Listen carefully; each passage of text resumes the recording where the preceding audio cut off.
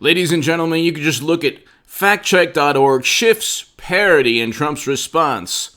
So, we'll leave it for readers to judge whether it was immediately clear that Schiff was purposely giving his own dramatic representation that didn't completely square with the facts. But here's what we found about the statements and politicians, the politicians have made about each other. So this is a fact check. Schiff literally made things up. Trump said Schiff actually took words and made it up. That's correct. End of fact. End of fact check, right? No.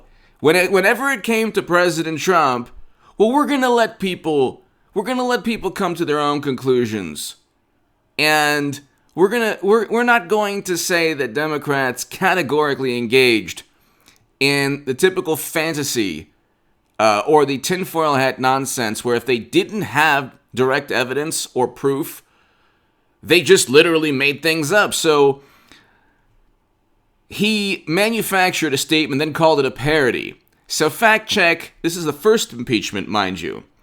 So they are so lacking of evidence to convict President Trump in both impeachment trials that Adam Schiff had to make up words within the phone call with Zelensky that weren't in the transcript. And then, of course, they said, well, Trump went after Schiff, and not everything Trump said about what Schiff was doing is accurate. It's like, yeah, it was. He had to call it a parody because he literally made up part of the conversation. CNN, breaking down Adam Schiff's account of Trump-Ukraine call. Don't you see how this works? It's his account. It's not a feeble attempt at trying to muster up even more outrage by making things up, by literally fabricating, which is even what factcheck.org states, literally fabricating quotes because you just don't have enough incriminating quotes within a phone call that President Trump knew was being listened to by the entire intelligence community and everyone else in the White House. But that gets us to the following. They actually used a fake Twitter profile and a tweet that's not attributed to President Trump. I'll put the two links below. But it's what Democratic politicians get away with. Hit subscribe to this channel right now. We're back on our way to 200,000 plus subscribers. This is interesting. Go to hagoodman.com to my new Patreons. Thank you so very, very, very much. Your support is greatly appreciated, and my goodness, thank you. And so, just check this out. After decrying, this is a CNBC article a couple minutes back. So that was, 2 years ago, or a year and less than a year. Well, about less than 2 years ago. Adam Schiff's parody. No, it's let's see. When did that parody? Yeah, September 27th, October 1st, 2019. He literally made things up. Adam Schiff literally made up quotes, fabricated quotes, because the actual text, the actual transcript of the phone call wasn't incriminating enough. You don't have to make up quotes with Caligula, Biden's son, and, oh yeah, let's give 10% to you-know-who. He's referring to his father, the big man. How can you use your influence to help the company? Thank you for allowing us to meet your father. These are all incriminating emails showing that Biden lied, that he met with people while he was vice president to enrich his family. That's not nepotism. That's an example of pay-to-play schemes. You're giving people access to the United States government. You're either convincing them that they can get something for it, the money, or you're giving them beneficial treatment, which is what took place all the time with the Clinton Foundation. But here, and there's the question of whether a Ukrainian prosecutor was forcibly let go. But here, impeachment Democrats admit, this is a Washington Examiner article, impeachment Democrats admit blue check Twitter mistake, but deny manipulation charge. This is just literally a couple minutes back. Washington Examiner, there's a CNBC article. House impeachment managers accidentally, don't you understand it was an accident? Accidentally added a blue check verification to a pro-Trump tweet used in the Senate trial of the former president, but aides condemned the charge by defense lawyers as they manipulated video evidence.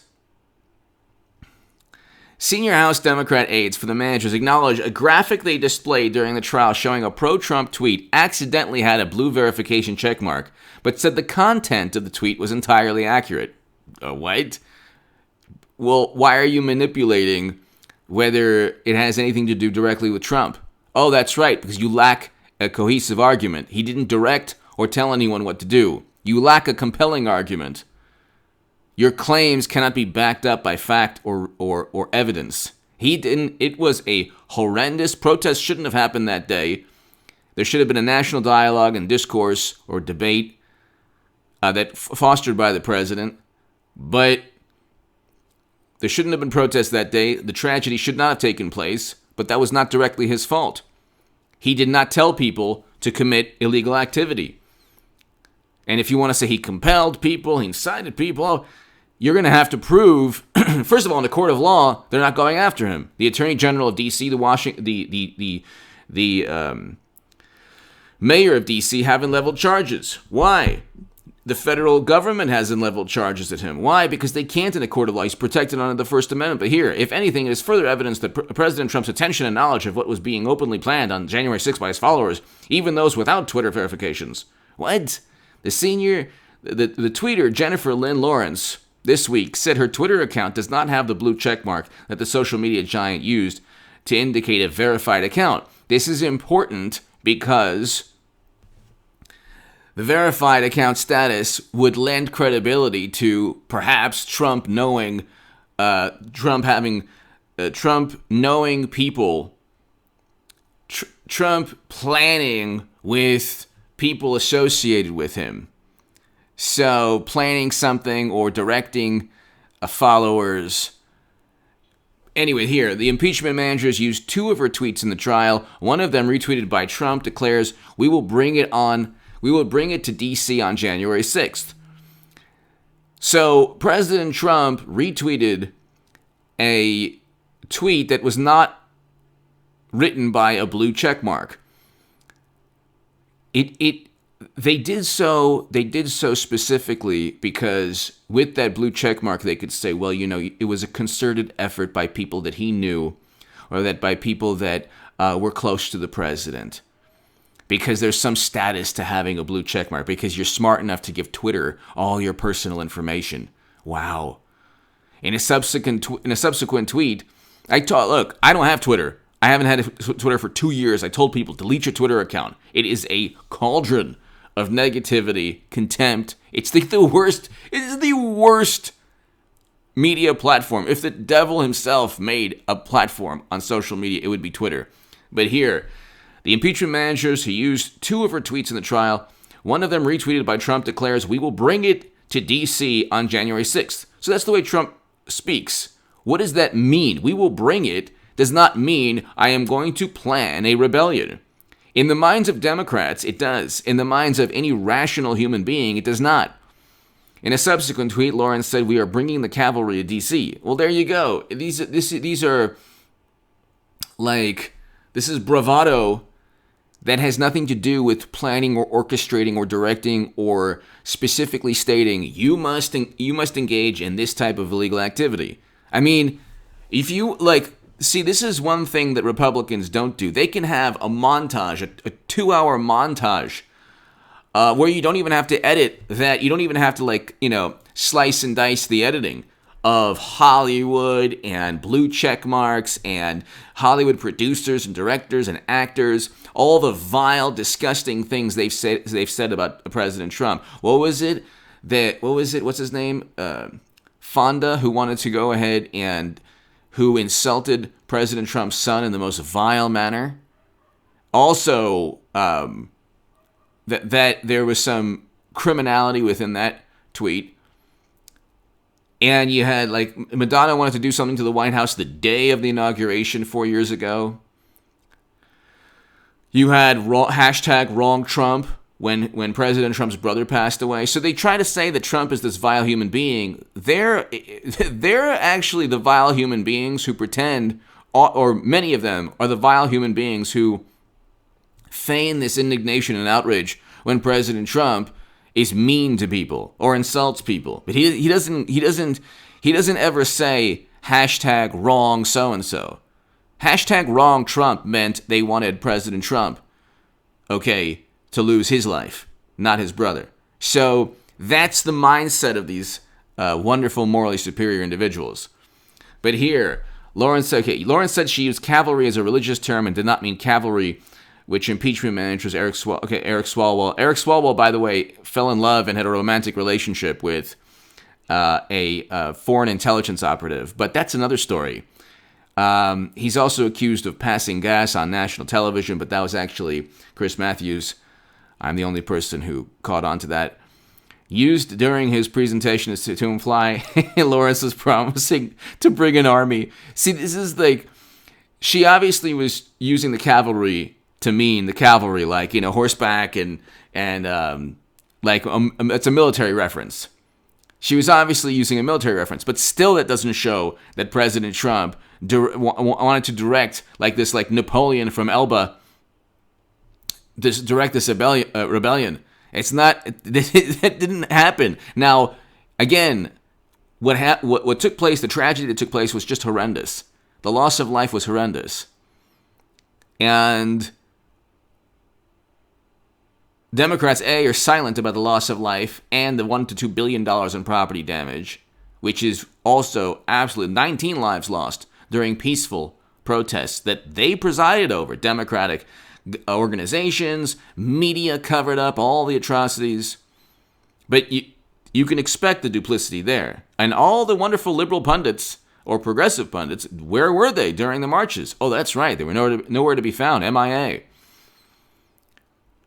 But the next thing is that you're not going to, they're not going to find any orchestrated effort by Trump. In a court of law, he couldn't be convicted because he didn't know what was going to take place. If he knew if he could go back in time, I assure you, he would just not have any of the protests that day. But he didn't know it would take place. But here you say Trump's defense teams argued the impeachment manager deceptively edited a video to leave out Trump's statements that would counter the claim by Democrats that the former president, it's true. Democratic aides countered that Trump's own lawyers used manipulated video of Democrats using the word fight and other incendiary language. No, but see, President Trump used the word peaceful and patriotic. Democrats said twice they showed a video of Trump calling for protesters to walk the Capitol to peacefully and patriotically cheer. So that undermines their own arguments. Trump's team referenced a clip when Democrats edited out peaceful and patriotically. So they're doing it again. They're doing it again. They are literally doing it again. And you saw Adam Schiff do this. But even the fact check is hilarious. The fact check is, Trump said Schiff actually took words and made it up. That's correct. That's correct. Schiff didn't give Trump's exact words. A verbatim transcript isn't available. What? There is the transcript that's verbatim. A verbatim transcript was available, or at least the transcript that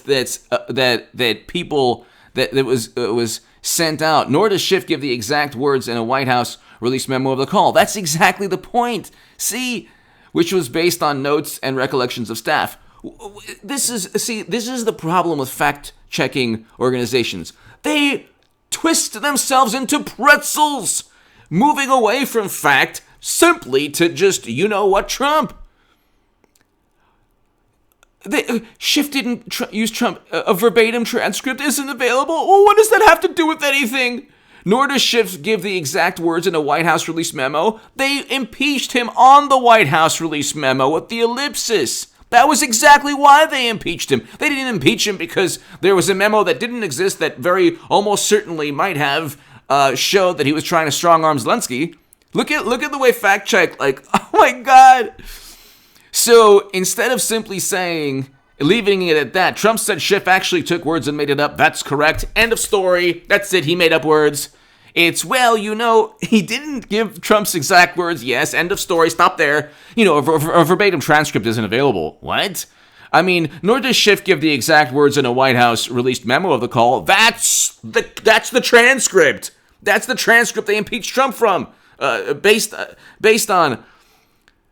which was based on notes and recollection of staff. Who cares? That was the transcript that they all got into a frenzy over. Give me your thoughts below. Hit subscribe right now. It's just it is unbelievable. It is unbelievable, ladies and gentlemen, that they're able to get it. They lack this when you hear like the biggest imbeciles on the planet saying that, like, people who just are ignorant of history, like truly ignorant of history. Like, if you were going to say that Trump is the reincarnation of the 1940s and 1930s Germans, then you are absolutely... President Trump moved the embassy to Jerusalem, signed an executive order combating anti-Semitism on college campuses.